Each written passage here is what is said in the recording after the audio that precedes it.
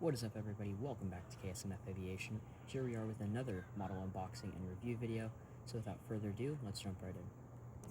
Starting out, the model comes in a regular GeminiJets box, showing an upfront graphic of the Reno Air MD-90, the Reno Air titles, the MD-90, and the GeminiJets logo. One thing that you'll find that is different about this box is that it does show the 25th anniversary seal. The back remains the same as well.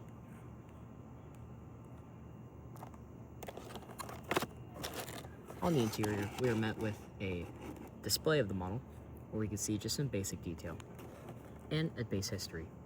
For example, this aircraft, November 905 Romeo Alpha, was delivered to Reno Air in 12th December 1997.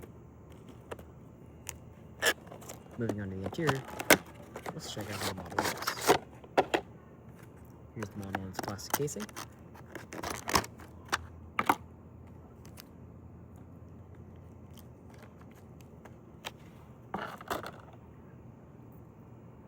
And lo and behold, the model in all its glory.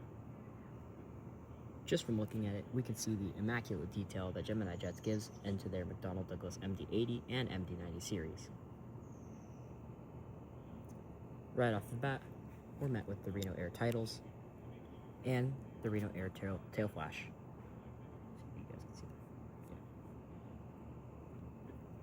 You have the registration in green and some fun Ski Lake Tahoe titles on the engine pylons.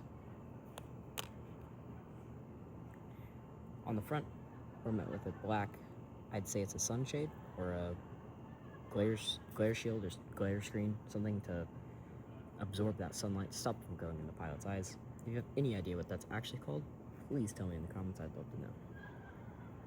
Along with those beautiful eyebrow windows that are commonly seen on the McDonnell Douglas MD-80 and MD-90 series.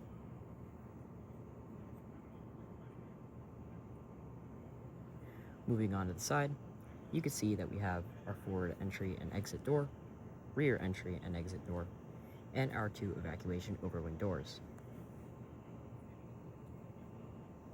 On the rear of the aircraft here, you can see that we have our two engines, which look immaculate from the rear, and our pylon flaps.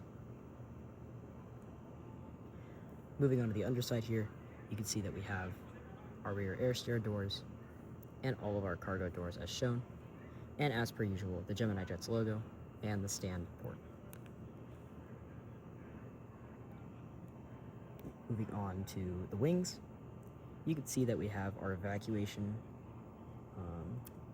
what's called evacuation decals. All the wing details look great.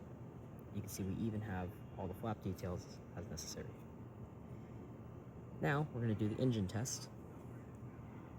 So pretty common with smaller GeminiJets models, and most GeminiJets models, is that you can't actually see through the engines as you can on NG models aircraft.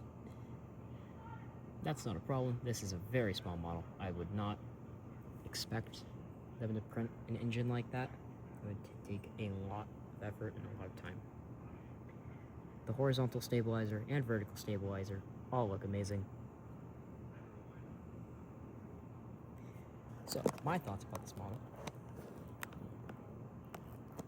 So, what are my thoughts about the model?